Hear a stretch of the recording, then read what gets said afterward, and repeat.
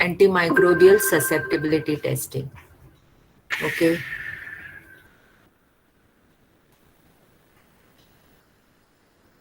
So just to give a little bit of introduction to the topic, we have discussed this earlier also, that knowing the etiology of a disease is not the end of what a microbiologist will do in the lab.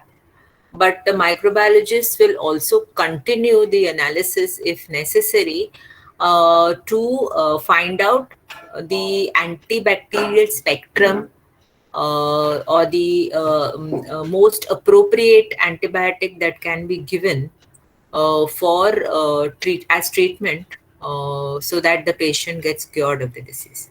So that's also a part of what the microbiologist can do. And many a times, this is the most common thing that microbiologists do. That is usually what is done is that, they don't really go in for complete identification process. But the moment they get a pure culture of the organism, that could be the causative agent by getting a colony on the differential or selective medium that they have used in their primary isolation media, they immediately go in for antibacterial susceptibility testing. So the testing method that is commonly used is a very a simple method in terms of the principle behind it. Which is something that can help you to know the effectivity of the antibiotic, of many antibiotics at the same time against the causative agent. So I think you will be studying this. I don't know if you have already studied this, but I think you will be studying this even in your theory about various methods that are used for determining antibacterial susceptibility or antimicrobial susceptibility. So these methods are different kinds of methods. Like, we already have studied one method in last year for not an antimicrobial substance. That is, we have done the MIC, you have done it for an antimicrobial substance. That is, you did MIC against sodium benzoate of the food isolate, if I remember correctly. Yes, did you all do that? MIC Yes, of sodium benzoate? Yes, ma'am. yes, ma'am. Yeah. So MIC is basically minimum inhibitory concentration, right? It is a concentration. What you do is that you subject the organism to different concentrations of the antibacterial agent and see what is the minimum concentration at which growth is inhibited. Okay, so that is one very common thing that you do when you are want to see the effect of an antimicrobial agent against the organism. So you're looking at what is the concentration that inhibits growth of the organism. That is a very common thing used even for chemotherapeutic agents. उधर तुमने food preservative के खिलाफ देखा था. But here you can do the same thing with antimicrobial substances that are used for therapy. So antibiotics or drugs that are used for treating diseases, उसका भी हम MIC कर सकते हैं. So basically you subject that to subject the organism to varying concentrations in the same way that you all did last year, and you look for growth, no growth. Sometimes when you look at the standardized procedures available for antimicrobial susceptibility testing using MIC, you'll find that the only difference would be that they do this in using microdilution methods. That is, they do it in microtiter plates, and they check the growth, no growth by doing checking the turbidity using an ELISA plate reader. So the basic principle is the same. It's only that you're miniaturizing, and you can then do it for a large number of, because एक microtiter well plate में 96 wells होते हैं. So 96 wells, so that means you can look for large number of samples with large number of dilutions also. Okay, so different antibiotics, the large number of dilutions, and you look for growth, no growth of the organism. So at the same time, you can test many. So that is one very common way of looking for antibacterial activity. But again, microdilution method, even if we do, it's a little tedious process where you will have to prepare dilutions of all the different chemotherapeutic agents, and then you will have to inoculate it in all the wells, and also so it becomes a little tedious process. Can we go in for a method that is more quicker and is not necessarily, I mean, is qualitative in a way, not necessarily, that we need to know the exact figure which is inhibitory, because finally we want to look for whether that drug is effective or not effective. So you can go in for a method which is semi-quantitative in a way, is not very distinctly going to tell us the exact amount, exact concentration at which inhibition happens, but will also tell us the effectivity of the drug against the pathogenic agent. So people have come out with the typical diffusion assays, assays where you allow the chemotherapeutic agent that is loaded onto a filter paper disc to diffuse and look for what we call as zone of inhibition. So I'm sure all of you all remember this. You have done it actually in first year BSc. If you remember the procedure, you had done it against dyes or disinfectants. Okay, so that time you had soaked the filter paper disc in the dye or in the disinfectant, and you had placed it on a lawn of bacterial cells that you had made on a plate. And acha, you all checked even antibiotic. Very good. So basically, you all did this method for seeing the zone of inhibition that is created because of the diffusion gradient that is formed, and therefore the inhibition of the microorganism, and till the concentration became so much that it could tolerate and therefore could grow. So against that lawn, you will see the zone of inhibitions. And this zone of inhibition was used as a method of assessing the effectivity of that antibacterial agent. So say, for example, you got a bigger zone, you said that it is very effective. If you got a smaller zone, you said that it is less effective. And therefore, what could be a very good inhibitory dye or a inhibitory disinfectant or a antibiotic also. So you did that kind of a study in first year. Now in third year, we are going to do it a little more precisely with a proper understanding, and we are also going to use that data for suggesting the chemotherapeutic agent. So it's not just a simple test to demonstrate the effect, but we are also going to interpret it as a whether the drug or the dye, I'm sorry, whether the drug or the antibiotic is effective in killing the pathogenic agent, and therefore whether it can be used for treatment. Okay, so just looking at the points that I have put down for so that you all can get an idea, and then I have also I want all of you all to also see some videos that I have.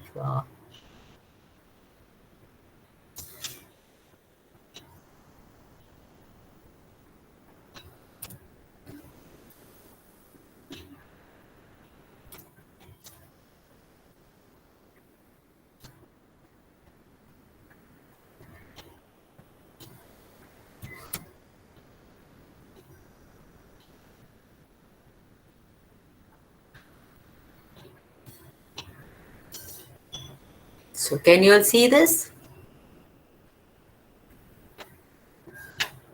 Yes. Okay. Okay, so the normally the short form we use is AST, antimicrobial susceptibility testing. We use the short form AST for this.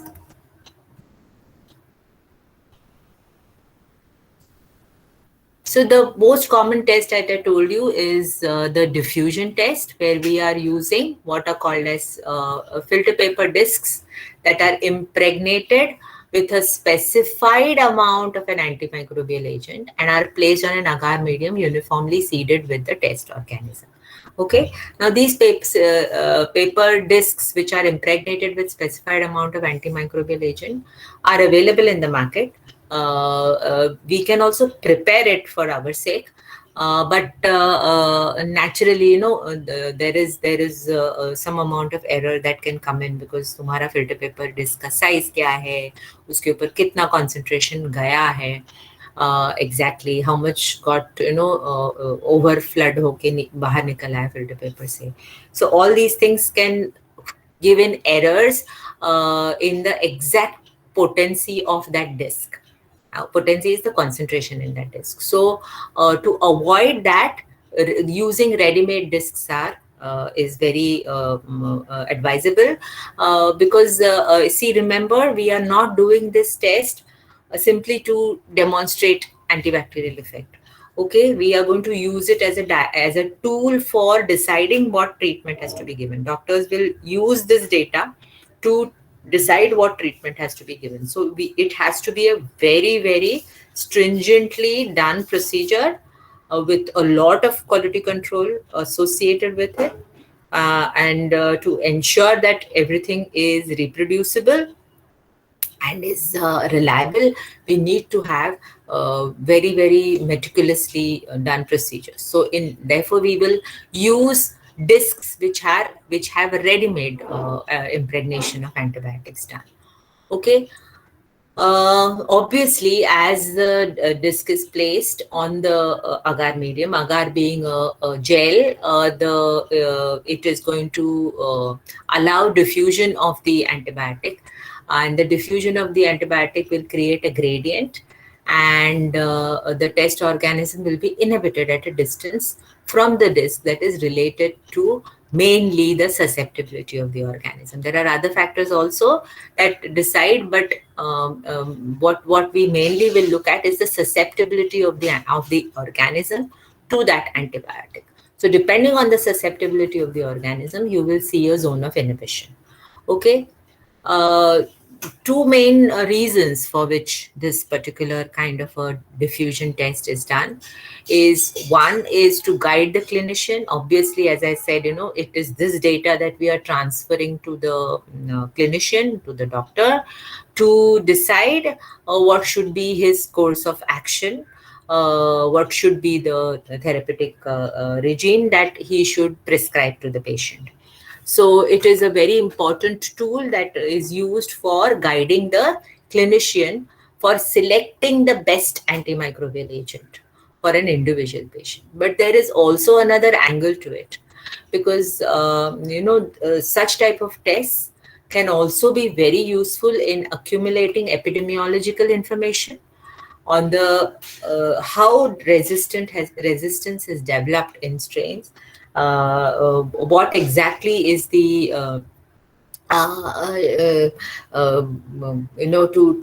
to know what is the change over a period of time that is happening in strains, in development of strains which have antimicrobial resistance. So as a big tool for doing epidemiological studies of this kind, this is also a very useful technique.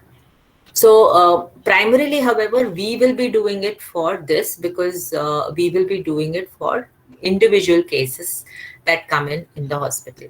This is something which is a long process, and which has to be done over a long period of time with different hospital isolates that are developing over a period of time, antimicrobial resistance. So the most common disc diffusion test which is done is called as the Kirby-Bauer's method. Nowadays, what is used is the modified Kirby-Bauer's method, where more of standardization has come in, and people have specified the smallest of the details, so that the results that you get are absolutely reliable and have the right kind of validation. So the Kirby-Bauer's method depends on the diffusion of the drug. So you can see here a pattern is shown. This is the lawn of the bacterial cells.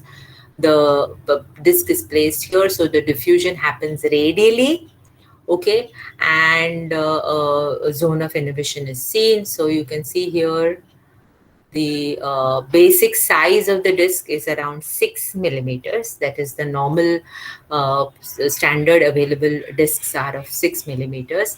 And you can then see the zones of inhibition that you can see here as an example, which you can measure as the diameter of the zone.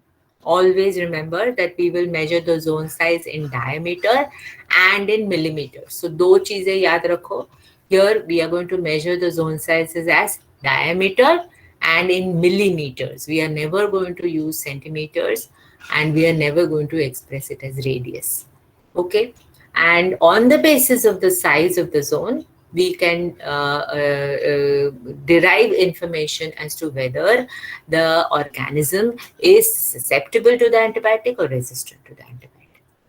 Okay, this entire process that is done for Kirby-Bauer's method, remember, is a process which has been standardized by the Clinical and Laboratory Standards Institute. It is called as CLSI, and the entire process is published, and the CLSI guidelines are used for performing the Kirby-Bauer's test. And these are, sometimes, with time, you need to update these things. So continuous updation has to be done of the methodologies or the interpretations, because what exactly is susceptible, what exactly is resistant, has to be defined with data that accumulates over a period of time, because we know that some amount of resistance does come in over a period of time against a particular antibacterial agent. So CLSI normally does these updations, and we have to refer to the latest guidelines given by CLSI. Now, what exactly is the, what do we say? We do the test, we see the zone of inhibition. What do we refer back to? So now the thing is that, the CLSI is not going to be able to give,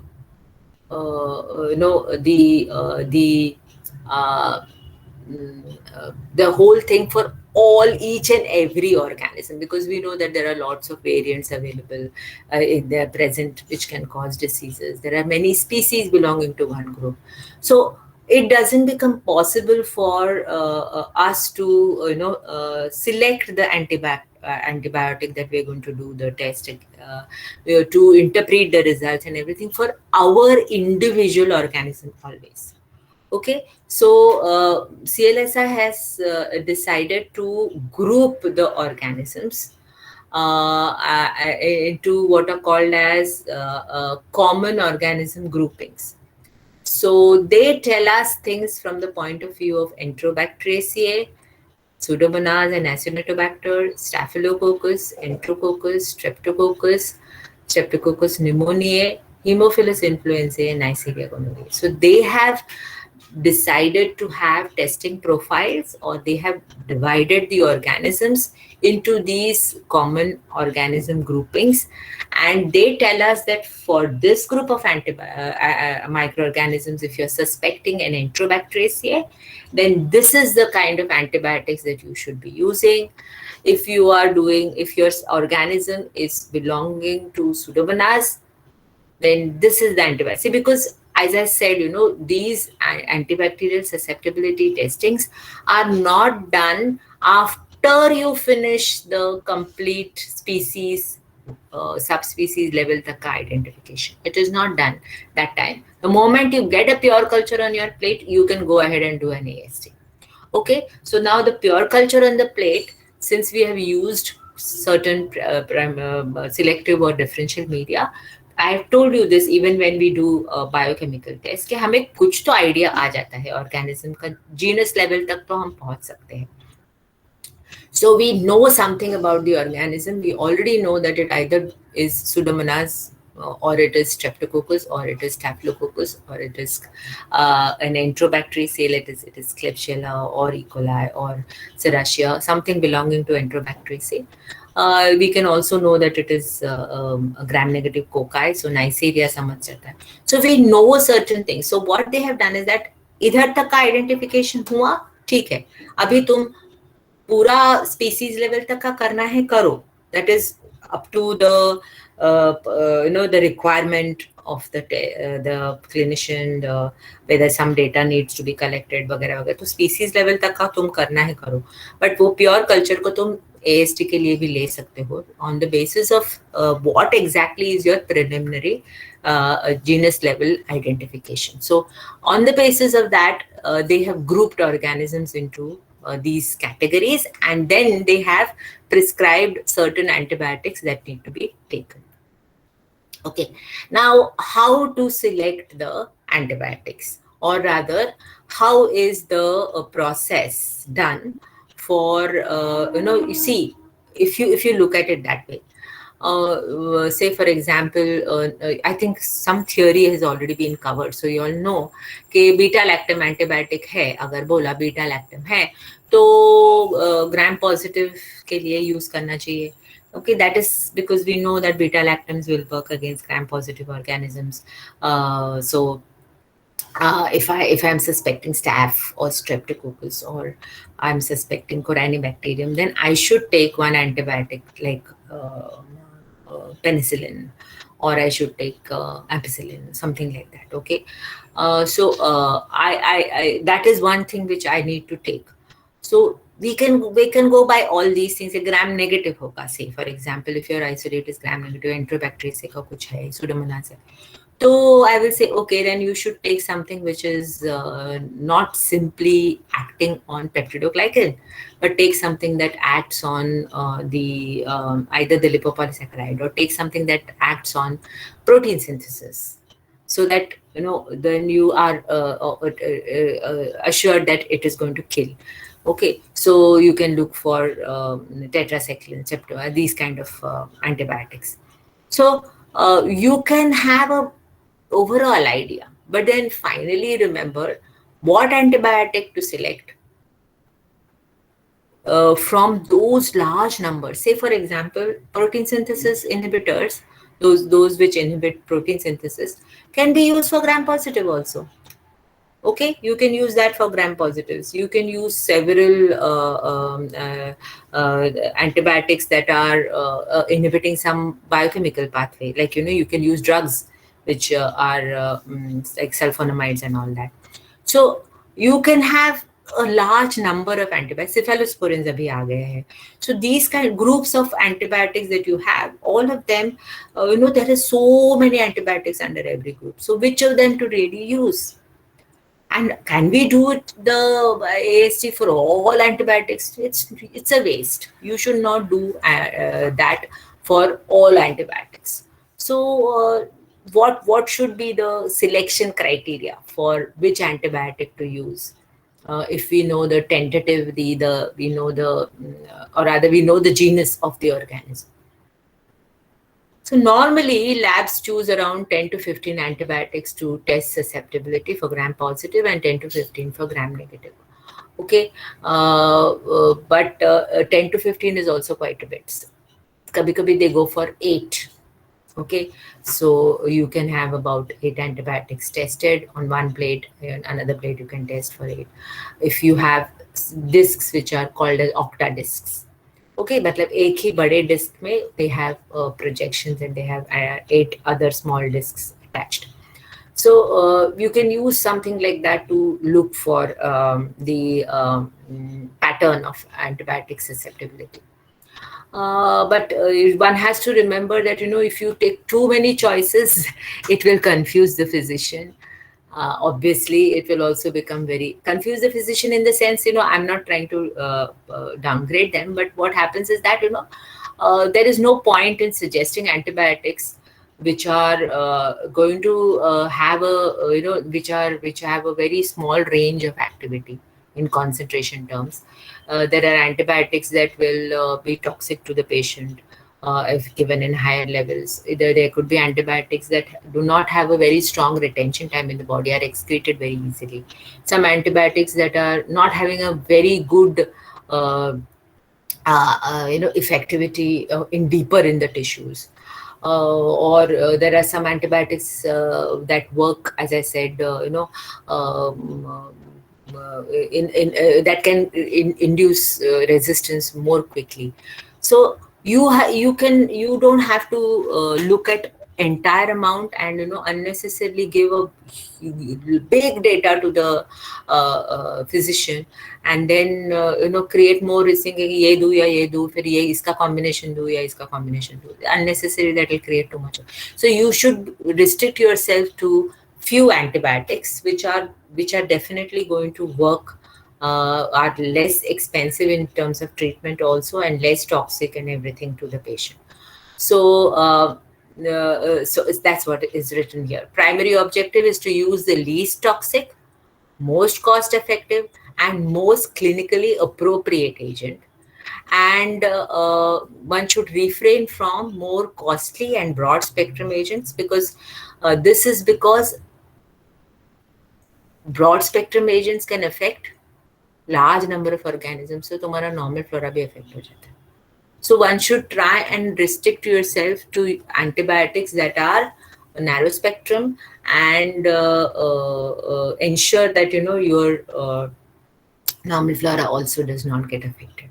So how to select? I mean, the question still remains as to how to select. You want the least toxic, you want A, you have so many criteria to select the antibiotic. So there is the selection of antimicrobial agents for testing usually is done by using a antimicrobial battery or panel of agents. Okay, so again, this is published by CLSI. What should be the recommendation of antibiotics that go into the batteries, that is the list of antibiotics for testing specific organisms? So you should be referring to CLSI guidelines regularly to know what should be the antibiotic that you are going to use for selection, for testing antimicrobial susceptibility. So there is a list, of various things that are given. But again, all this is very tentative. You cannot go in for only specific things.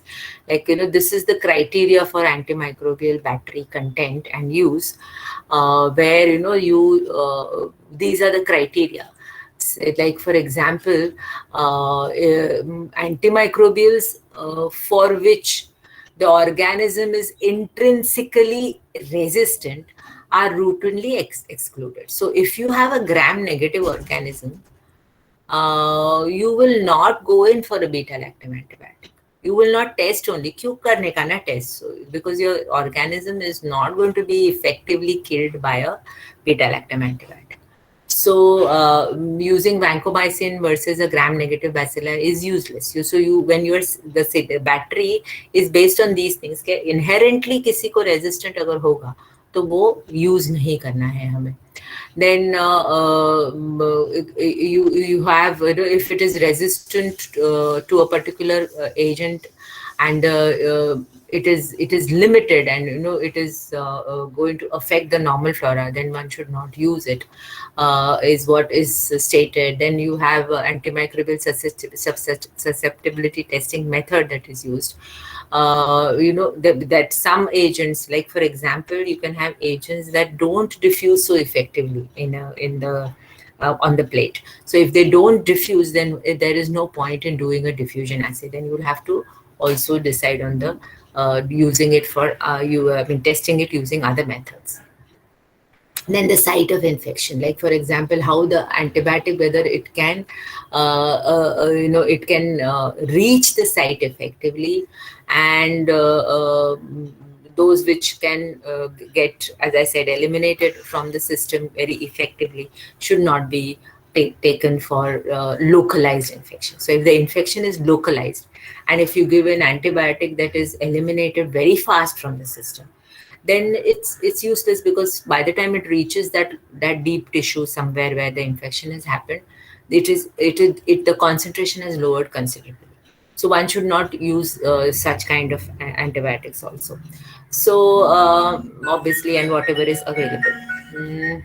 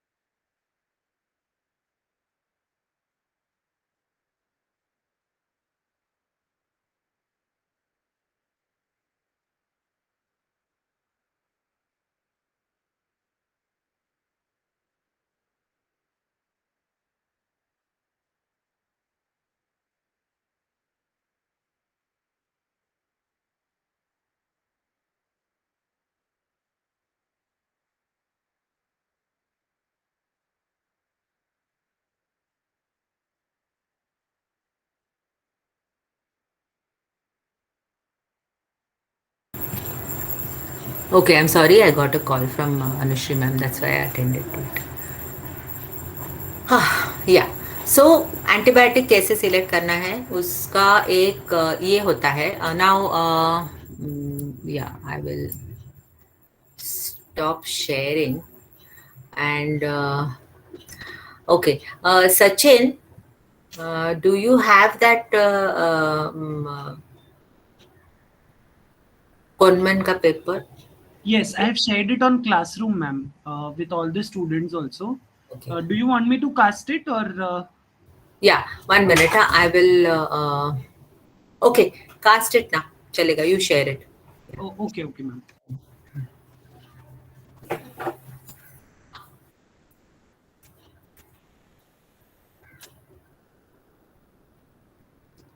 So this is something which has been directly picked up from Kohnman for y'all. Okay, now Kohnman, that the e-copy that we have does not have this page. Okay, this what Sachin is showing you is from the latest copy of Kohnman. And it has this entire table that helps us to select the antibiotic. Okay, so let us see that table.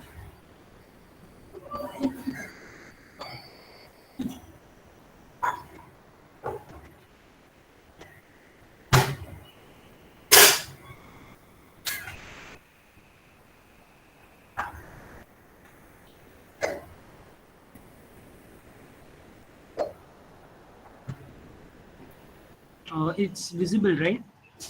Yeah, it is. Can you make it a little bigger? It's okay if you can. Yeah, yeah. So, yes. So just see here. Okay, this is the table that is there in Coleman, and what you can see here is the first column is for Enterobacteriaceae. मैंने जो बताया ना कि वो grouping किया है organisms का. So the first is column is for Enterobacteriaceae. The second is for Pseudomonas aeruginosa and other non-Enterobacteriaceae. So mainly Acinetobacters. Then you have Staphylococcus. Then you have Enterococcus. And if you go down, maybe you will see other pages where there are other this thing also. 1 second. Yeah, yeah.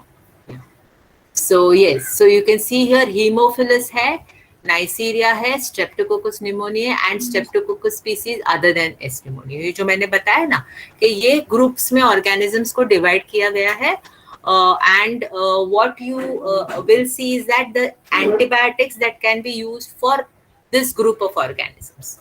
Okay, now, Sachin, if you can go up again, I mean, that would be a little more easier for the students to comprehend. So what we have to do is that whatever are the indicators that tell us the genus of the organism on the second day, we use that to see which organism it could belong to. Say, for example, our organism is showing characteristics like Staphylococcus. Okay, so now we want you to see here in the rows. Okay, see in the rows have group A, primary test and report. Okay, so this is group A. You have ampicillin, cefazolin, cephalothin, and gentamicin. Then you have group B, primary report selectively. Okay, and that includes piperacillin, uh, ticari, whatever, I can't see, ticarcillin. Then you have, thanks Sachin, amoxicillin and clavulanic acid, ampicillin, vagera, vagera. Then you have all the cephs, that is the cephalosporin derivatives here in group B. Then it also includes imipenem, amikacin, vagera, vagera. No, I'm sorry. I'm so sorry. This is for Enterobacteriaceae. Okay. And group C may you have ceftazidime and all that, kanamycin, tetracycline, chloramphenicol. And then you have group D. Okay, group D is on the third page, Sachin. Yeah, so you have group D, supplemental for urine only. Okay, so now what you have in the rows, in short, what I wanted to tell you was that in the rows you have group A, group B, group C, and group D. And you will have to look for the genus that you are interested in. So, for example, since this page is there, for urinary tract infections caused by Staphylococcus, you should be using one antibiotic from group D. Okay, for urinary tract infections caused by Enterobacteriaceae, that is E. coli and Klebsiellas, if they're Proteus. Okay, these organisms, then you should have one antibiotic that you select from group D, that is one of these. Okay, if you have a urinary tract infection caused by Pseudomonas, then you have to select one of these. And urinary tract caused by Enterococcus species, you have to select one. So ऐसे अगर urinary tract होगा तो group D में से हमें एक antibiotic तो लेना ही है. Okay, against which we will check susceptibility. But other kind of infections, you will select antibiotics from group A, B, and C.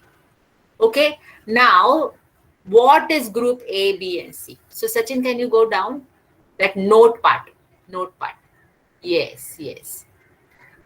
Okay, so group A will have certain antibiotics, group B will have certain antibiotics, and group C will have.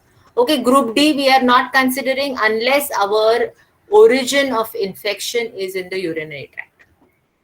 Otherwise, we are not going to select any D antibiotic. D group में से देखने वाले नहीं. Group A, B, C में से हम देखने वाले हैं.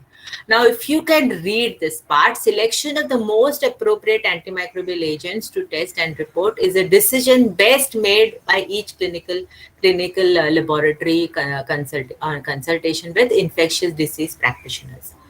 Okay, the pharmacy and the infection control committee, etc. The list of each organism group comprises agents of proven efficacy that show acceptable in vitro performance, and consideration of the assignment of agents to group A, B, and C and D include clinical efficacy.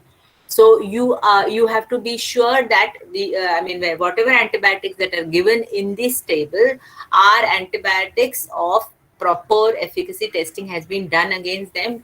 These are standard antibiotics that can be used for your AST. Okay, now the selection part is given in the I think in note 2. I don't remember where it is given. One second.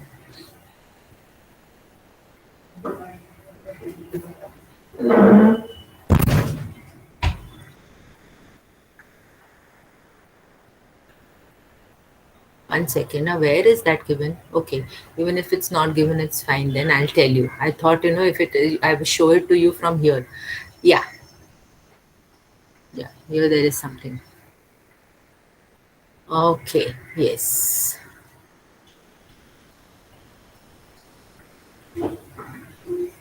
Where is group A written?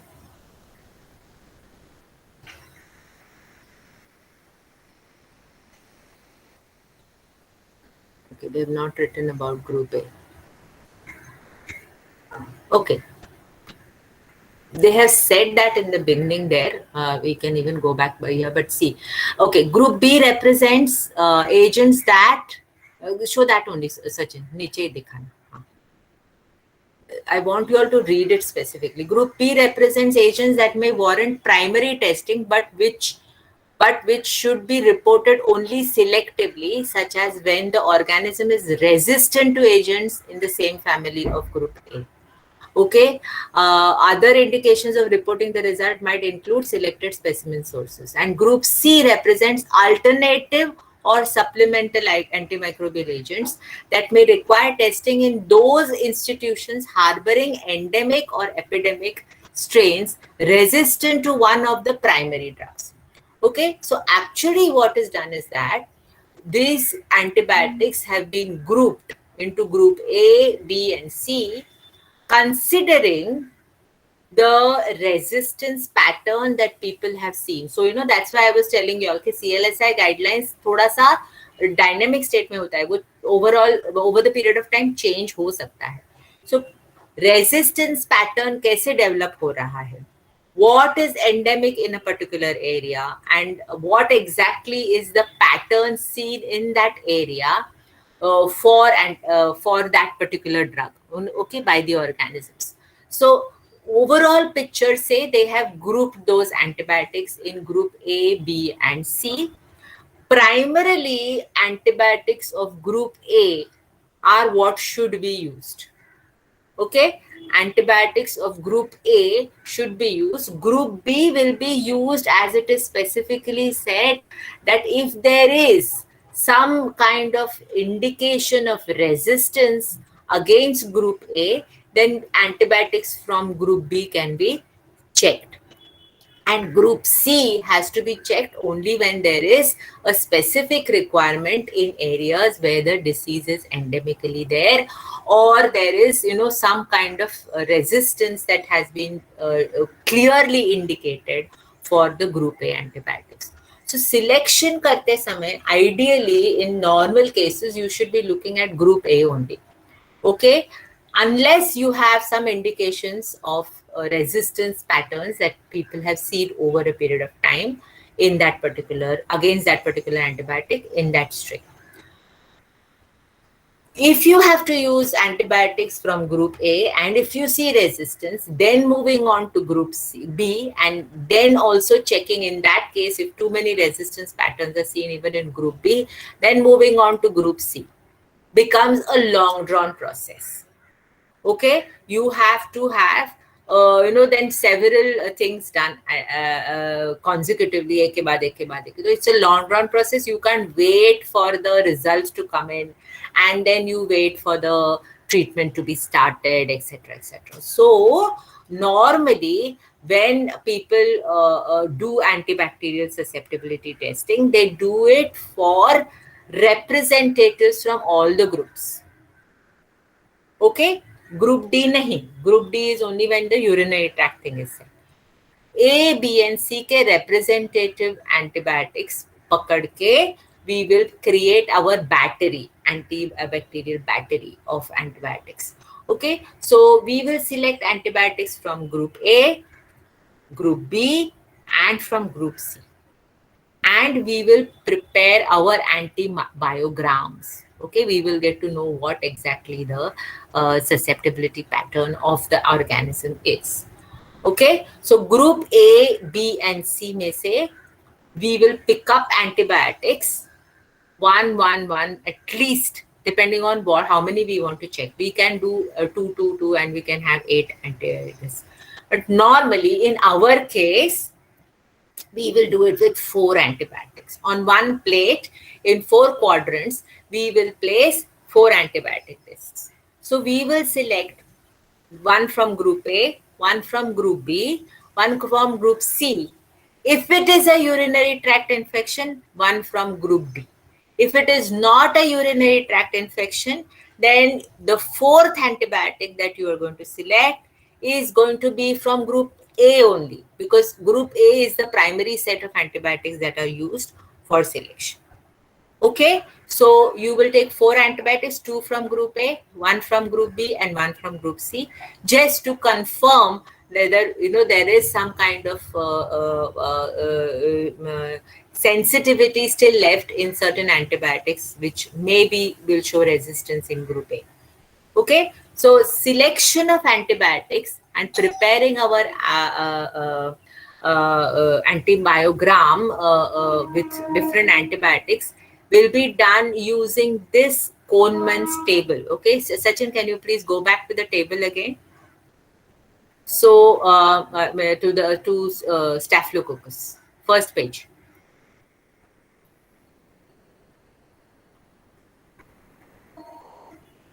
Okay,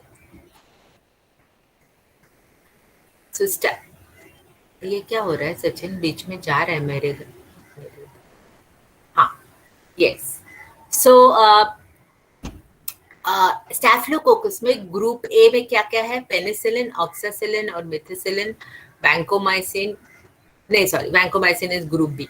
okay, so penicillin, oxacillin और methicillin, ये दो ही है in group A. See, you see here, we know that there are many organisms that can develop resistance. We know that, you have methicillin resistant staph also that have come in now. But primary antibiotic में ये है. Okay, penicillin or ये. Secondary, second group में, group B में, you will see you have vancomycin, especially vancomycin, methicillin resistance के बाद vancomycin आया है as an antibiotic. So vancomycin is there, clindamycin is there, erythromycin is there, azithromycin is there. Sachin, can you go up? Yeah, trimethoprim sulfamethoxazole is there in group B. And then in group C, you have, for staphylococcus, you have gentamicin, ciprofloxacin, ofloxacin, chloramphenicol, rifampicillin, and tetracycline. So, so it's just supplemental report. Selectively, you should use this only when as a supplementary thing. That's what they say in this. They have specified that. So primary, then group B may you have the second level of selection, and group C may you have third level of selection. So what we do is that we select antibiotics. In case of staphylococcus, say for example, I will take gentamicin, I will take penicillin, I will take group B में क्या है? Group B में clindamycin or vancomycin, and I will go ahead. One second now. Hello.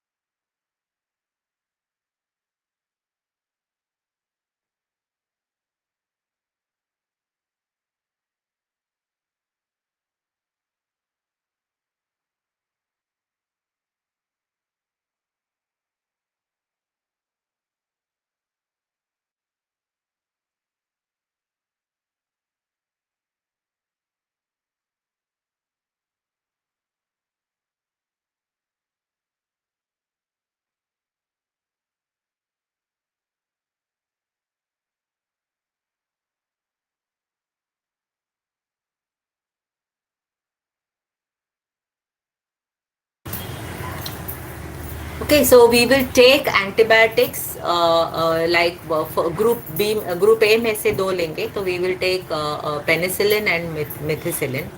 In group B we will take vancomycin or clindamycin, and in group C we will take ofloxacin or नहीं क्या है ciprofloxacin, हाँ ofloxacin is there, and rifampicin, something like that. Okay, so we will take antibiotics of this kind, and we will test the susceptibility against these antibiotics for okay. So this is how we will select the antibiotic. Okay, this table is going to be a very crucial table for us to select the antibiotic that we are going to use. So this is the battery that we will have with us. It's only four because in our case we have certain restrictions, but we can always go in for more numbers if we really are investigating something crucial. So depending on the group of the organism and depending on the group of the antibiotic, we can select the battery. I hope I am clear, and all of you all have understood what I'm saying. Yes, Should I ma'am. give you time to Yes, see ma'am. that table again? Yes, ma'am. You want to see it properly, or can I go ahead?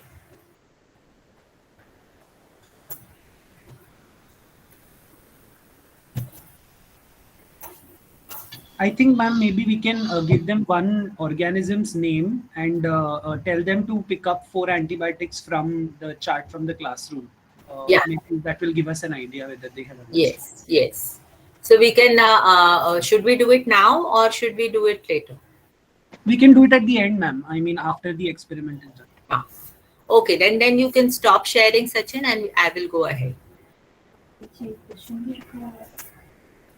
Yeah.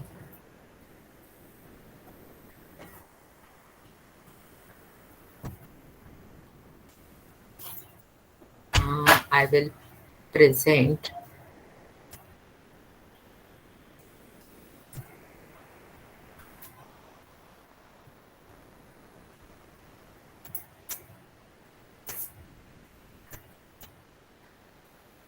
So अगर हमने ऐसे किया तो we will be actually seeing zones of inhibition. Okay, now zone of inhibition is not the criteria for classifying something as susceptible or intermediate or resistant. See, ideally there should be only two things: resistant, जहाँ पे बिल्कुल zone नहीं आया है, and susceptible, जहाँ पे zone आया है. Okay, and we say that yes, there is no zone of inhibition, therefore the organism is resistant to this, and there is a zone of inhibition, and therefore the organism is susceptible to this. So that doesn't become a very good criteria for us to have the demarcation.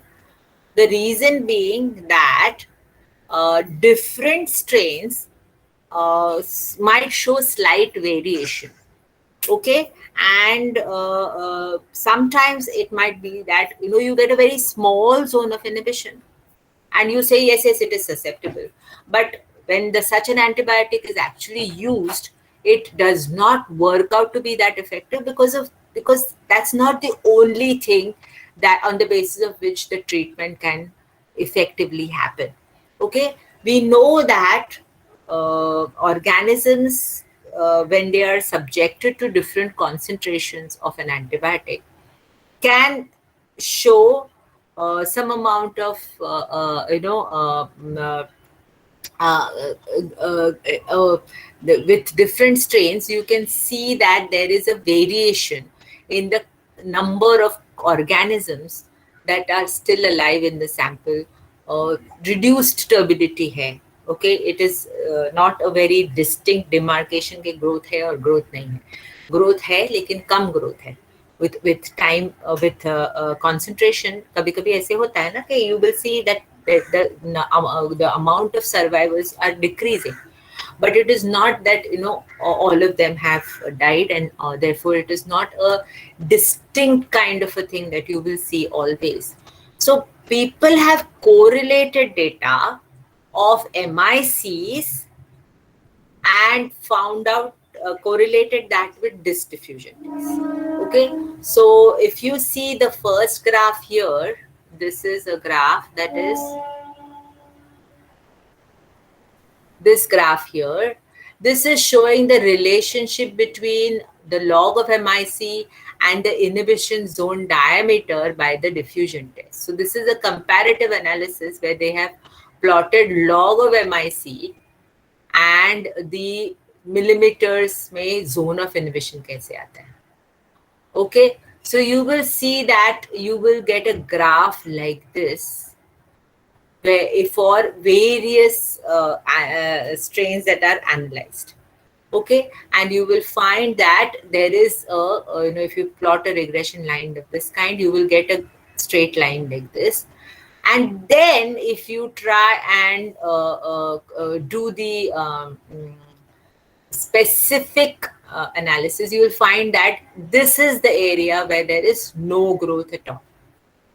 This is the concentration range where there is no growth that you will see.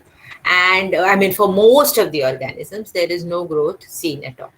So then you can come to you can have a interpretation specification for classifying the zone into whether the organism is susceptible to the antibiotic, whether it is intermediate, or whether it is resistant. So now you have something called as susceptible, resistant, and something in between. So intermediate, because this is something which will tell us whether an antibiotic can be used, should be used, or cannot be used for the particular disease.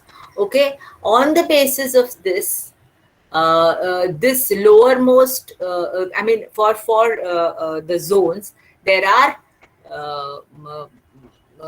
ranges specified. So इतने से इतना zone होगा तो हम sensitive कहेंगे, इतने से इतना जोन होगा तो इंटरमीडिएट कहेंगे, इतने से इतना जोन होगा तो हम रेजिस्टेंट बताएंगे. So or more than this होगा तो. So that is what they have now come out with, which is what they call as the critical diameters. And on the basis of this zone, this thing that they get, anything less than this is said to be anything less than this is said to be resistant. Anything more than this is said to be sensitive, and this is intermediate. So wherever the whole data collected over a period of time is used for this, whenever it is used, you are deriving an information of the range of zone diameters that can help you to classify it into resistant or susceptible. Okay, so this is basically the definitions of susceptible, intermediate, and resistant. So susceptible indicates that the antimicrobial agent in question may be an appropriate choice, okay, for treating the infection caused by the organism. Bacterial resistance is absent or is at a clinically insignificant. Okay, let's look at resistant after this. Resistant means what? It indicates that the antimicrobial agent in question may not be an appropriate choice for treatment, either because the organism is not inhibited with serum achievable levels of the drug, or because the test result highly correlates with a resistance mechanism that indicates questionable successful treatment. So resistant hoga, so it is questionable whether it is going to be effective. It is also very likely that the antibiotic will not reach good concentrations in the serum to be effective at the site of infection, and it is therefore not an appropriate choice. Okay, so something in between this zone sizes is said to be intermediate. That is, there are several possibilities for intermediate. The potential utility of the antimicrobial agent in the body sites where it may be concentrated or high concentrations of the drug are used. Possible effectiveness of the antimicrobial agent against the isolate, but possibly less so that against a susceptible isolate. So there is a, it's may be effective, may not be effective, and it is it is used as an interpretative safety margin to prevent relatively small changes in test results from leading to major swings. So it can be, something where an organism is intermediate and there is a high chance that it will go towards resistance. Okay, so that swing can happen, that over a period of time you can see resistance developing, or you might have more number of strains coming in which are resistant to that antibiotic. So intermediate is something which is not recommended unless there is there are no other effective treatment available. So it's something where you would not be really 100% sure about the effectivity of the drug at the end. So these are the three criteria in which we will be dividing our results into, that is susceptible, intermediate, and resistant. Okay, I'll show you how the things are also done, interpretations are done. Now the procedure part. Procedure may, what you basically are doing is you are swabbing the plate, you are with the culture, you are placing the discs, and you are incubating. That's all. There's nothing great in the procedure. Okay, in that way, nothing great. But then there are some, obviously, as I said, this is a CLSI standard. May very meticulously they have penned down all the major quality checks that have to be done. So, where are the quality checks? The quality checks are what medium to use, what should be the inoculum density that you are putting on the plate, what should be the incubation conditions, what should be the incubation duration. Okay, all these, I mean, these are the four main things that are put down here. Why? Because remember, test के लिए जो medium use किया जाएगा वो organism के लिए सबसे अच्छा मीडियम होना चाहिए. So the organism should grow luxuriantly on your plate so that you can see a good clear zone of inhibition against a good opaque background of lawn of growth. So your medium has to be the best medium that will allow the growth of the organism. The medium also should take care of the fact that the medium does not in any way interfere with the action of the antibiotic. Medium should not have any ingredient in it that interferes with the action of the antibiotic. Okay, so that is extremely important.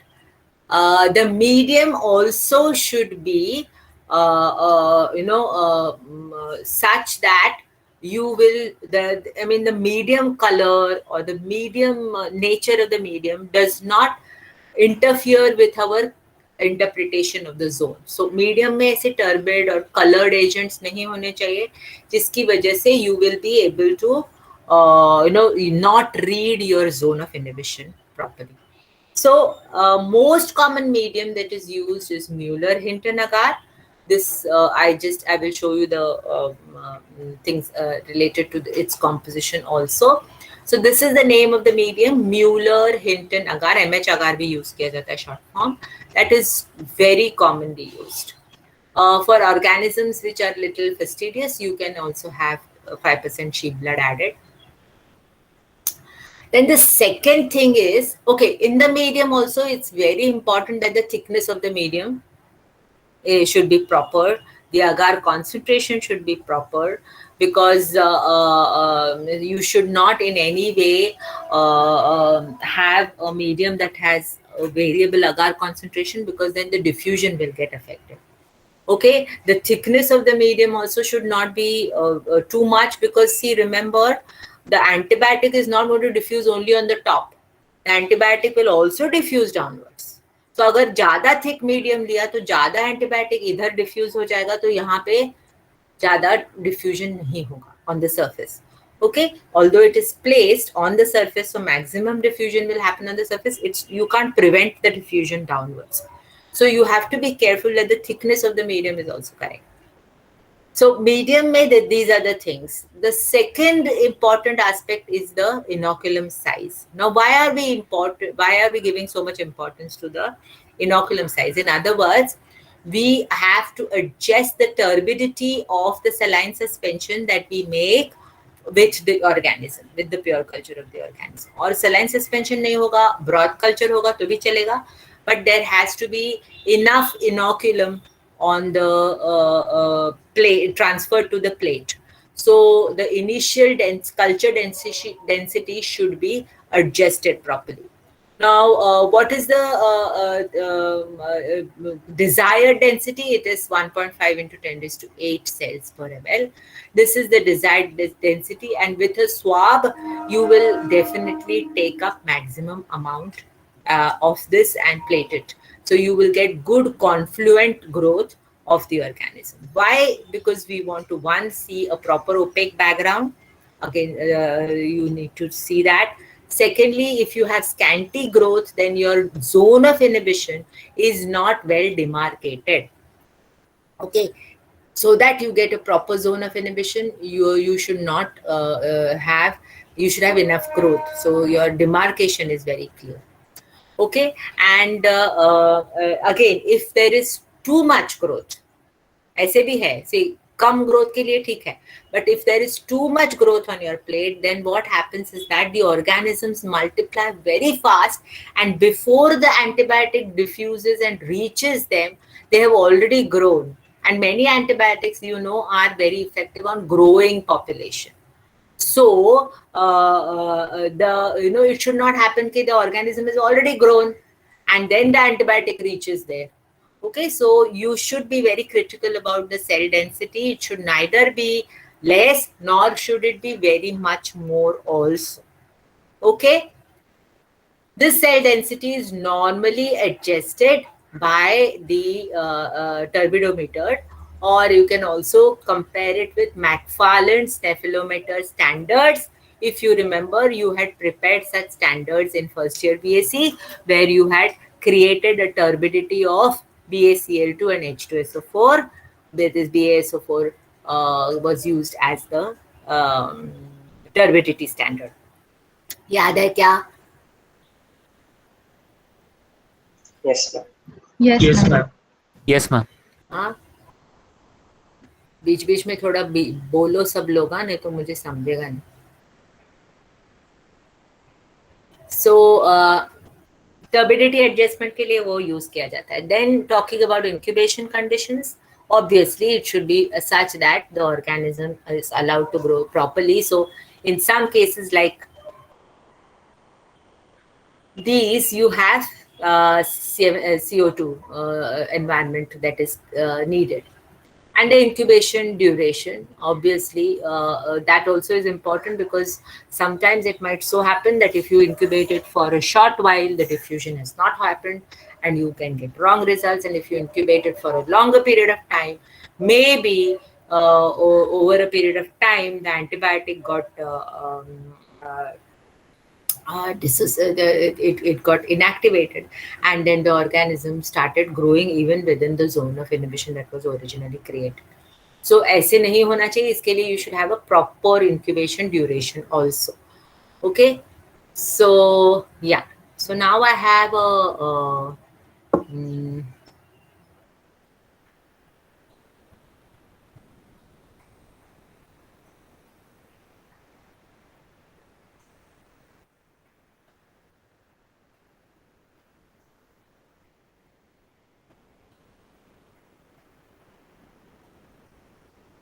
I will show you the composition of Mueller-Hinton agar.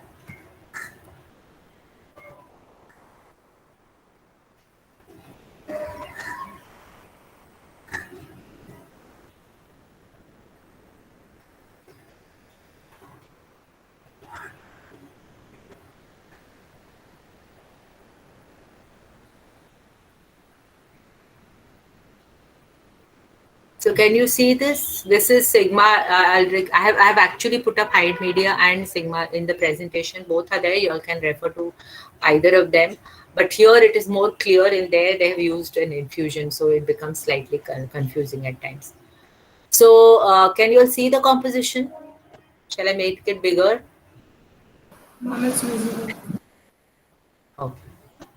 So Mueller-Hinton agar is made up of beef infusion solids, starch, casein hydrolysate, and agar. So you can see here that actually it is uh, mm, not something which is very much different than the normal media, except for starch, which is specifically there. Otherwise, beef infusion solids, it's more like meat extract or beef extract.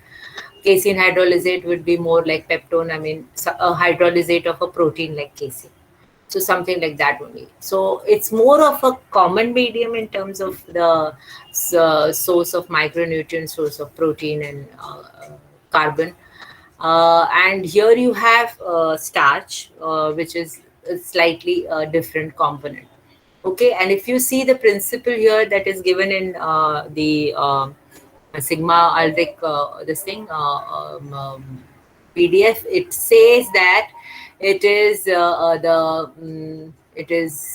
is commonly encountered aerobic and facultative anaerobic organisms के लिए use कर सकते हैं. It is low in sulfonamide, trimethoprim, and tetracycline inhibitors. Okay, so there are some like thymine and other kind of substances that can at times interfere with the action of sulfonamide, trimethoprim. So these are very low in concentration in these, and the beef infusion and the casein will provide the nitrogen compounds, vitamins, carbon, etc., and the starch is added to absorb toxic metabolites that are produced. So so that there is no inhibition due to the metabolites that the organism produces because of growth and etc. कि ऐसे नहीं होना चाहिए कि खुद के ही metabolite से वो इनहिबिट हो जाए, growth inhibit हो जाए. It should get inhibited only because of the antibiotic. So for that, what is done is that starch is added. It's a good adsorbent, so it absorbs the end products of metabolism and does not allow inhibition of growth of the organism by such metabolites. Okay, so that is the main principle, and the other things are specifically added, said that it's okay. So basically this is the composition of the medium. Then I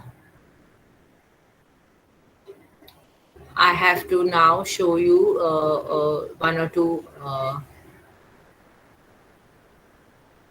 good videos, but before that I will show you I think I can skip that part. I've written it down in the presentation. I can skip that part. So I'll show you a video for AST, performing AST, and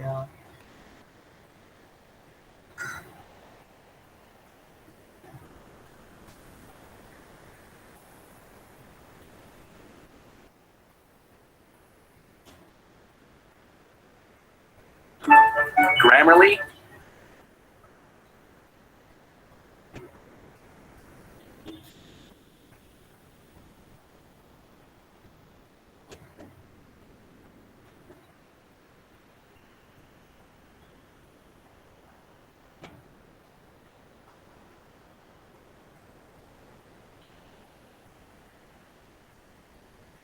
does more than catch errors. With Grammarly, you can find really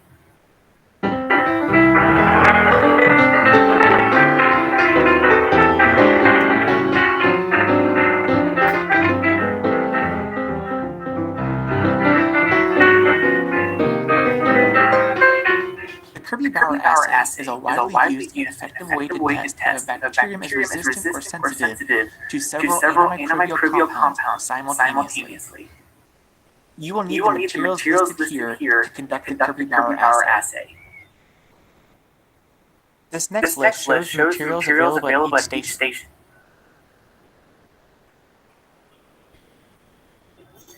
To begin, label the outside rim of the petri dish on the agar side, and label with the organism name, lab section information, and treatment.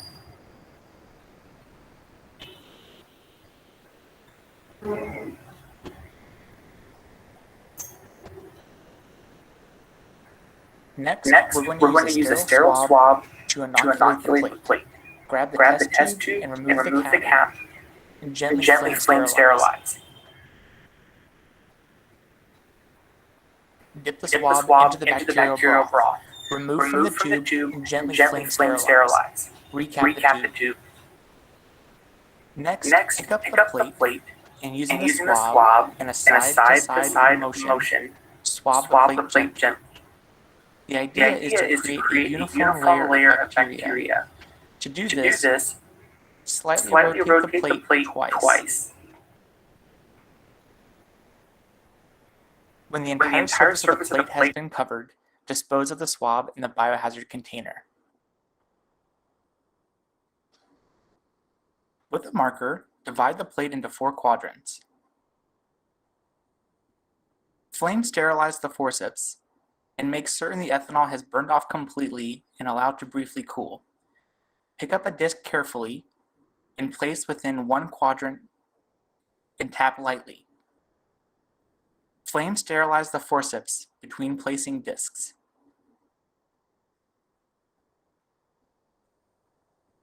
Again, remove the lid, place the disc, and gently tap.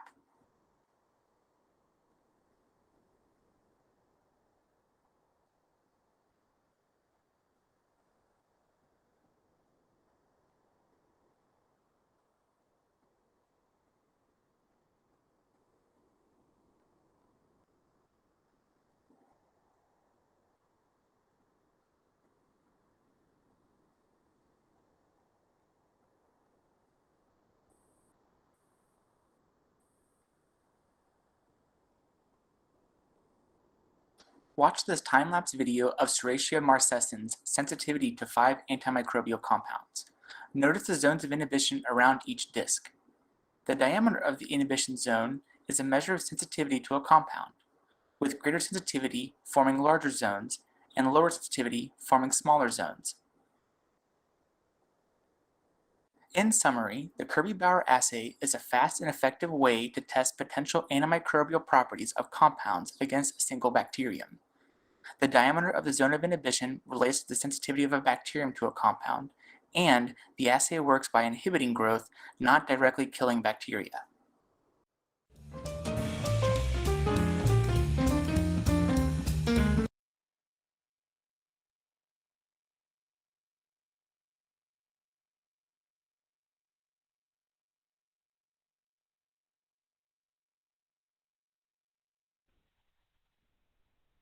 Hello, ma'am. You are on mute, I think.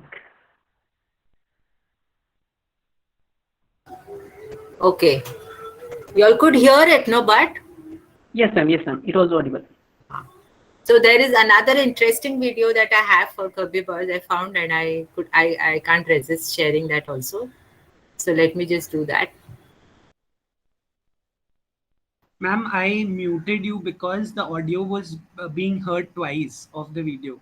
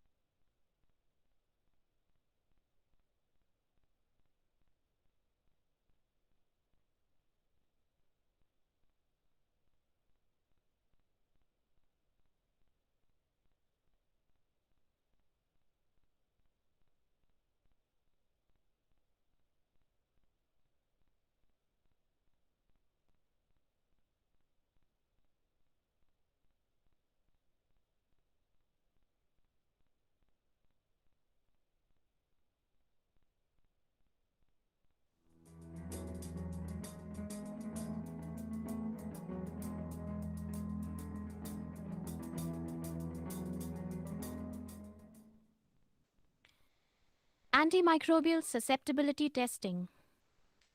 Antimicrobial susceptibility or sensitivity testing is a laboratory test which guides us to select the antimicrobial agents in treating infections.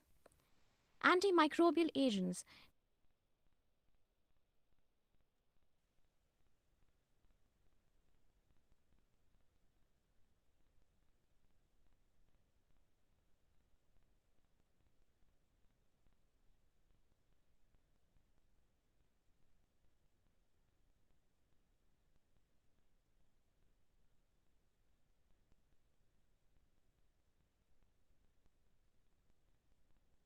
Ma'am, have you stopped sharing? Yes, yes, just a minute. I had put up the wrong in the sense that is okay. I mean, the students can see that afterwards also. I'm just putting up another one. Okay, ma'am.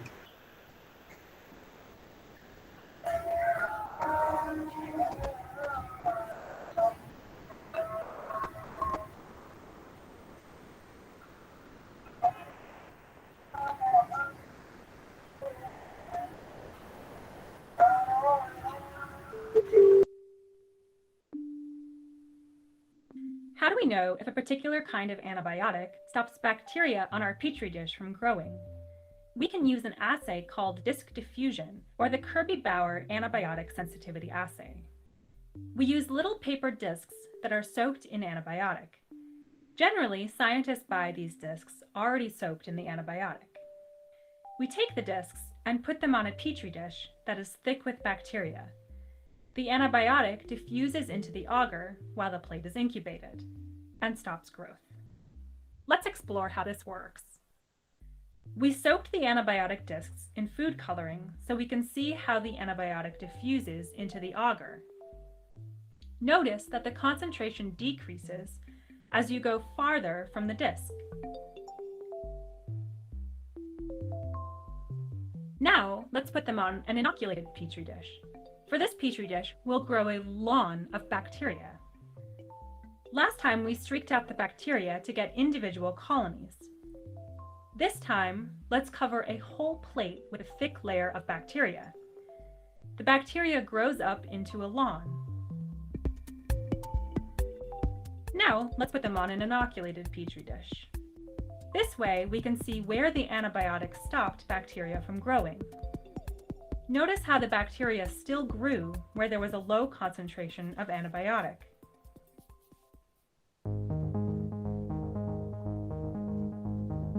Now that you have the basics, let's see how scientists do the Kirby-Bauer antibiotic sensitivity assay. To perform this experiment, you need gloves, if provided, tweezers, sterile cotton swabs, a marker, 6 discs, each pre-soaked with a different antibiotic, a plate with single colonies, a blank plate, and a container for waste. Here, we have 2 scientists demonstrating the Kirby-Bauer antibiotic sensitivity assay. Scientist number 1, who's wearing purple gloves, will perform the assay flawlessly. Scientist number 2, who's wearing yellow gloves, will make 9 mistakes. Let's see if you can spot them. First, put on the gloves, if they are provided.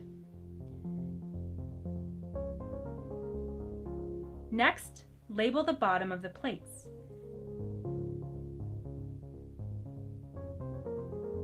You can write your initials, the date, and anything else your teacher would like.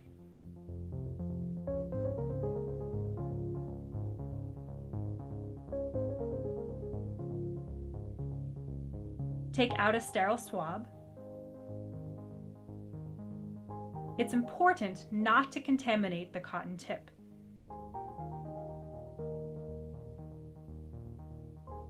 Draw a black dot next to the tip. This will help you locate which side of the cotton swab is inoculated with bacteria. Find a single colony to pick. Make sure you can see the black dot when picking the colony. Now, inoculate a lawn on the blank plate by spreading the bacteria evenly. It's important to cover the whole plate.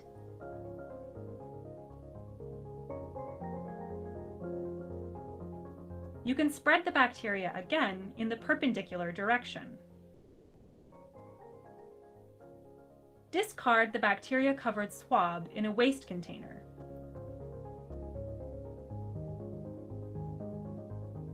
Divide the plate in sixths. This will help you evenly place the antibiotic discs.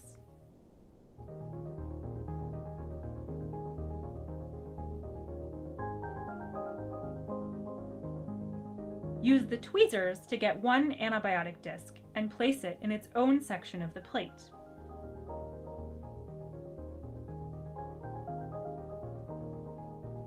Gently tap the disc to stick it to the agar.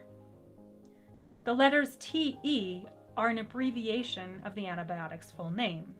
In this case, TE stands for tetracycline, and the numbers tell us the concentration of the antibiotic on the disc, 30 for 30 micrograms.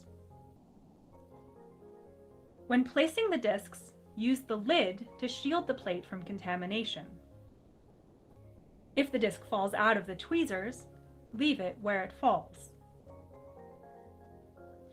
Do this 5 more times for each of the antibiotic discs. Check the labels on the discs to make sure they are all different. We want to test how susceptible the bacteria is to each kind of antibiotic.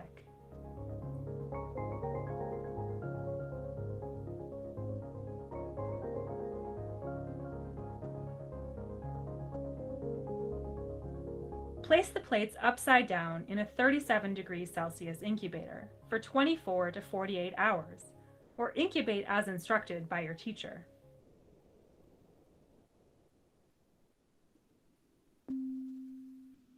After the bacteria have grown, you can see clearings around the antibiotic discs. We call these the zones of inhibition. The bacteria are only susceptible to some kinds of antibiotics. The purpose of the Kirby-Bauer assay is to determine how susceptible the bacteria is to each type of antibiotic. Can you think of a way to measure the susceptibility? Remember how the antibiotic is most concentrated near the disc?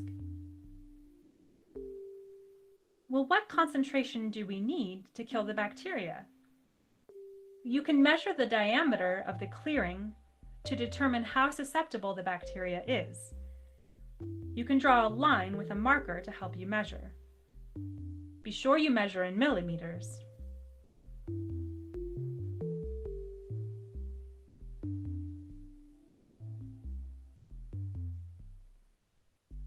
Each antibiotic disc is soaked with a different concentration of antibiotic. The numbers on the disc refer to the concentration. Also, some antibiotics are just more effective than others, even at the same concentration. Therefore, we can't use the diameter alone to determine the susceptibility of the bacteria. Use the reference table to determine whether the bacteria are susceptible, resistant, or if they have an intermediate phenotype. The reference table provided by your teacher takes into consideration these factors, as well as how each antibiotic is metabolized by the human body. Always pay attention to unexpected results. After all, penicillin was a surprise discovery. Let's take a look at these students' plates. Do you see anything interesting? What can you tell me about these colonies?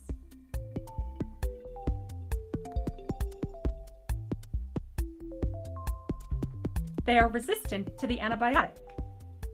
And how did they get there? Look at this disc. It's too close to the edge to measure the diameter, but can we still get accurate data for this antibiotic? Well, we can measure the radius, take the radius and double it to get the diameter. Let's review the Kirby-Bauer antibiotic sensitivity assay. Plate Elan, place antibiotic discs, grow the bacteria, measure the diameter of the zone of inhibition, and refer to the reference table. And that's it.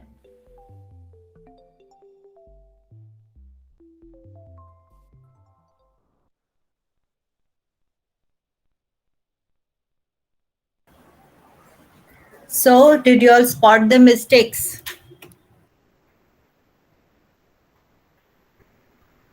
Yes, ma'am. Yes, ma'am. All 9? There were 9 mistakes that yellow glove wala person did.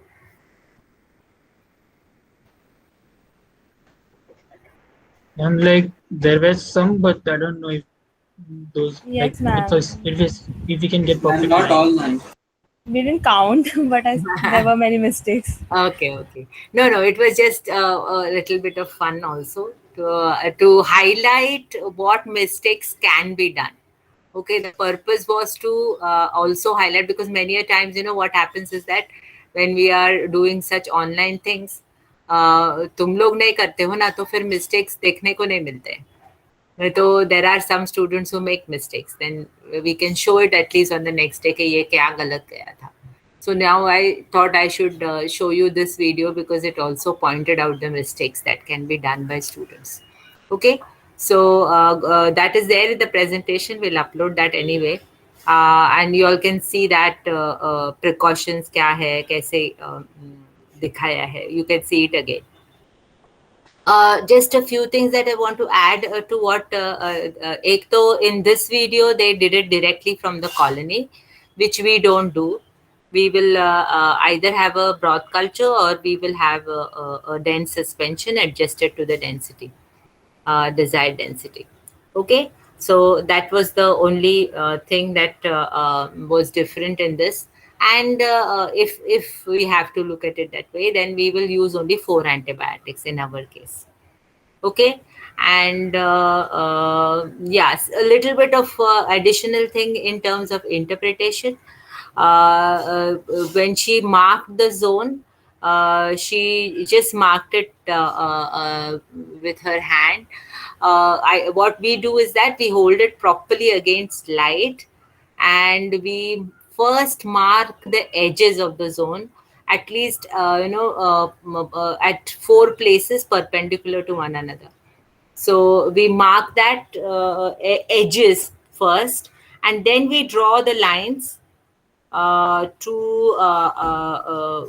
is the exact size of the zone that we draw the line across the diameter of the zone, and then we measure it with the scale. Okay, तो ये एक थोड़ा सा addition है zone size measurement में, which was not there in either of the videos, so that we don't go wrong in the zone size. Perfect zone size measurement लिया जाएगा.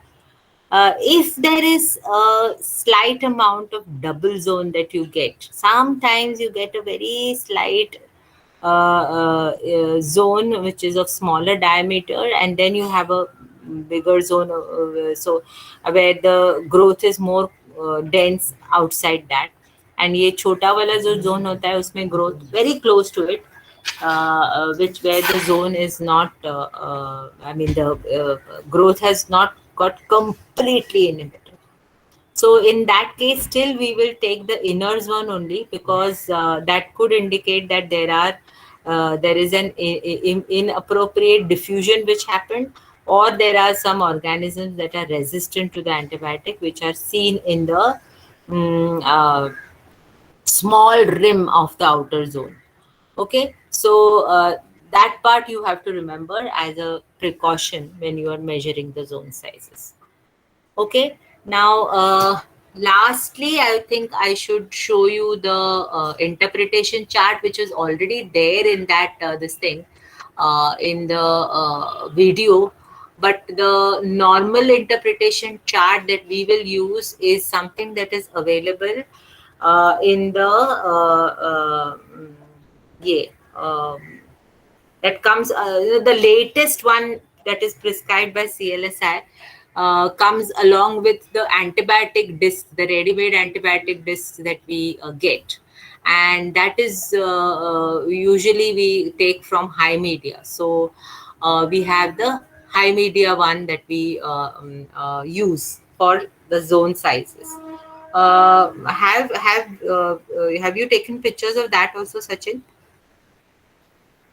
Posted it on classroom, ma'am, already. Already ना, वो भी जरा दिखाएगा अभी. हाँ, ma'am.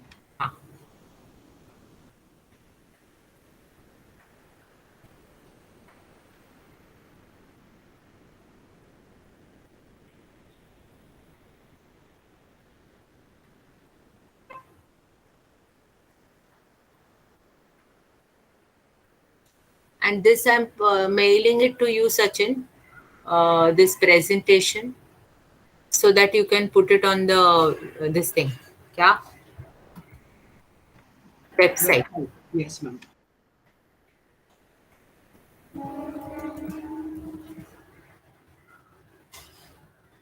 Okay.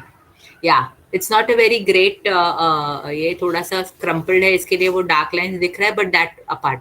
See, that paper, the information leaflet that comes along with the discs, which High Media has given, includes the procedural part and everything also. So you can go down, Sachin. So yeah, you can see here. See, can you see it here? Okay, इतना अच्छा नहीं दिख रहा है, पर ठीक है.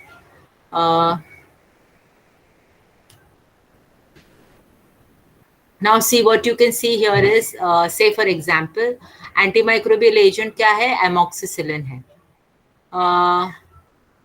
Amoxicillin में the short form that is used for amoxicillin is AC. Okay, and the concentration disk, the concentration on the disk is given. It is 30 micrograms. Okay, when you are using for Staphylococcus, you should be using 30 micrograms. So that is there. Then you can see for resistant, it is 19 millimeters or lesser is resistant. Then there is no intermediate. And what is that seen there? 20, na? 20 and 18.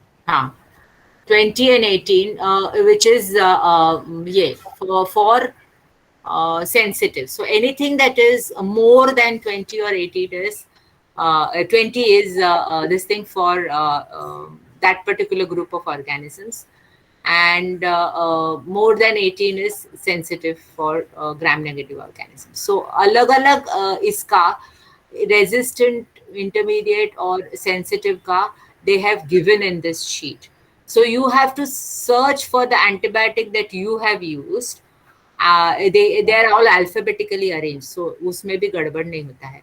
And you have to look for the zone sizes for resistant, intermediate and sensitive. You will not look at the right hand side, which shows E. coli 80cc 25922 and S. aureus 80cc 25923. Okay, this is for उसके बाद Pseudomonas भी होगा. हाँ, तो this is for quality control checks that are done for the discs. This part we are not doing, so don't bother about that. That right hand side columns you will forget about. You will see only the column for resistant, intermediate and sensitive. Okay, can you make it smaller, Sachin? Zoom कम करो. हाँ, तो ये left hand side पे तुम्हें antibiotic का नाम दिख रहा है, उसका सिंबल दिख रहा है. Actually she showed TE stands for tetracycline. वैसे सिंबल दिया है इधर. Concentration on the disc is given and the resistant, intermediate and sensitivity ka zone sizes are given. Okay, so when you are going to look for it, you will also look for ampicillin hai, but what type of organism have you checked the sensitivity against? So if you have tested it against gram-negative enteric organisms, then what is the this thing? When testing for staphylococci, what is the zone size which is sensitive, intermediate and resistant? When you are checking for streptococci, what is it? So ये अलग-अलग सबके लिए भी दिया है. You have to specifically look for what is relevant to you and use that as the guideline for interpreting whether the zone is whether the antibiotic is resistant or intermediate or sensitive.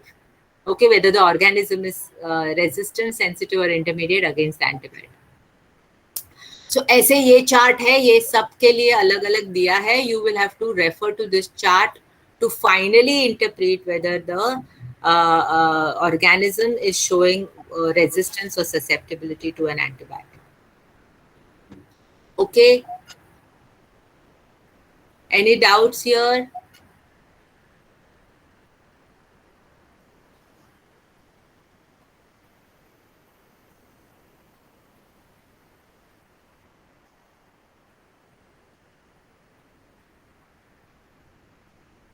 You can scroll down and see that. Just show them that कितना सारा antibiotics है, बहुत है. It spans at least 3 pages, I think. Right, Sachin? 3 or 4 pages. Yes, ma'am.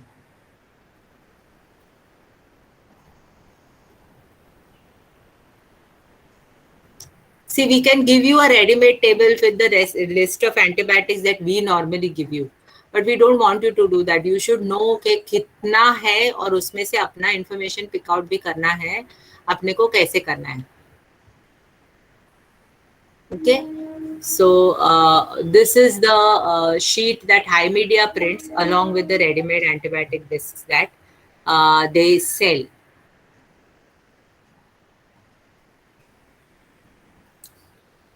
Okay. So what should we do now? That is how everything happens as in terms of explanation. You can refer to the WHO guideline, the basic methods in clinical microbiology. And you can also refer to Bailey and Scott and Kohnman. Kohnman, however, I think the new edition only has it, so you don't have any copy of that part. So right now, refer only to WHO book and Bailey and Scott. Should we? Can they do that exercise of interpretation and writing observation results tomorrow, Sachin? It's quite late now, 1:30 ho gaya. Yes, ma'am. Yes. So will you give them a problem and get it done, Nitin? Yes. Yes, ma'am. Yes, ma'am. Okay. So I hope all of you all have understood and you all have been able to get the complete idea about this experiment. Yes, ma'am. Yes, ma'am. Yes, ma'am. Yes, ma'am. So crucial part is selecting the antibiotics and guessing what the causative agent. They will not directly give you कि Staphylococcus aureus है. They might say golden yellow pigmented organism. Okay, so that is one thing, and a crucial part is interpretation. I mean, technique wise it is very important. बराबर technique करना चाहिए, लेकिन वो video में मैंने जैसे दिखाया तुमको कि अच्छा वो सब टेक्निक में पॉइंट्स नोट करोगे तो फिर अच्छा ही रिजल्ट आएगा.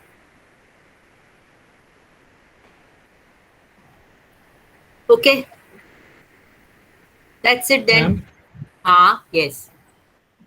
Ma'am, like what if the standards which we use they themselves become resistant, then what can we do? हाँ, नहीं वो QC में वो सब किया जाता है checking.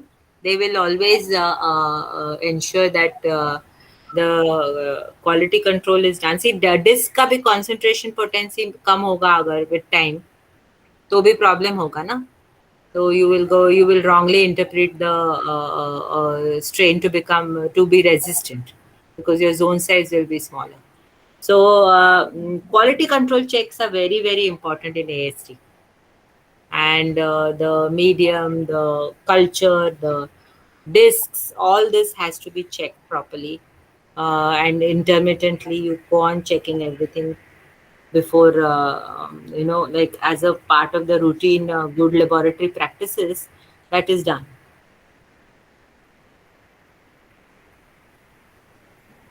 Yes, ma'am. Any other doubt?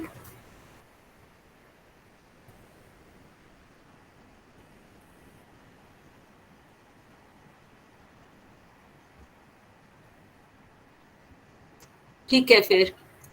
I think we can stop. Yeah. Ma'am. Yes, Nitin.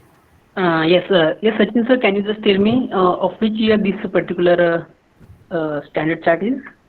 I think I have got one from online, that is PDF, so I think I can share that if it is the recent one. Which one? The Kohnman chart, selection wala chart म्हणतोस? No, ma'am, interpretation chart, this one. हाँ. there is no year written on it. Okay, And okay. you can check. What you can do is, no, Sachin, on this thing, no, yeah, see, they write references में दिया है, देख कौन सा year दिया है क्या, 2005 है, देख CLSI volume January 2005. Yes. So this is old. Yeah. So if you have a new one, you can share that one. Yes, ma'am. I just have got this. Yes, ma'am. Okay, thank you. So that would be better because that will be much more. अभी ये 15 साल हो गया ना इसको, late हो गया. Yes, ma'am. Change हुआ होगा उसमें. Okay. Yeah. So then you can share that new one. ठीक है फिर. और कुछ होगा तो अभी I don't want to talk for some time, frankly, because I've been talking since 9:30. इनका लेक्चर चालू किया तब से मैं बड़बड़ कर रही हूँ आज. I'm too tired now. After that also I've had continuous meetings. चलेगा फिर? Shall we disperse?